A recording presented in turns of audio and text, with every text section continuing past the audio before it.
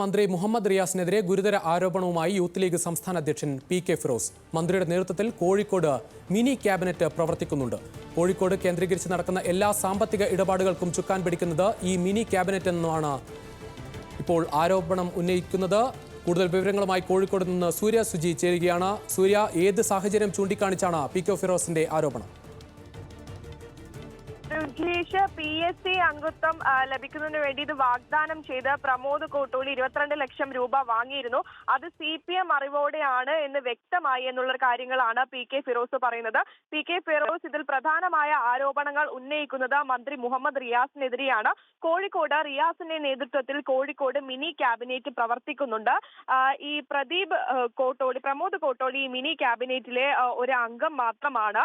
കോഴിക്കോട് നടക്കുന്ന എല്ലാ സാമ്പത്തിക ഇടപാടുകൾക്കും ചുക്കാൻ പിടിക്കുന്നത് റിയാസിന്റെ നേതൃത്വത്തിലുള്ള മിനി ക്യാബിനറ്റ് ആണ്. ഒരു അവസരം വന്നപ്പോൾ റിയാസിനെ സംരക്ഷിച്ച പ്രദീപിനെ മാത്രം ഒറ്റപ്പെടുത്തി കഴുകാനാണ് റിയാസ് ശ്രമിച്ചത്. ആ റിയാസിനെ സംരക്ഷിക്കാനാണ് പാർട്ടി പ്രവർത്തിക്കുന്നത്.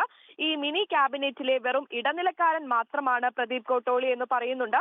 റിയാസ് അടക്കമുള്ള നേതാക്കളെ സംരക്ഷിക്കാനാണ് മോഹനൻ അടക്കമുള്ള ആളുകൾ. മന്ത്രി മുഹമ്മദ് റിയാസിനെതിരെ ഗുരുതര ആരോപണം ഉന്നയിക്കുകയാണ് പി.കെ. ഫിറോസ്. എന്തായാലും ഇന്ന് മുഹമ്മദ് റിയാസ് ഈ വിഷയത്തിൽ പ്രതികരിക്കാൻ തയ്യാറായിട്ടുമില്ല.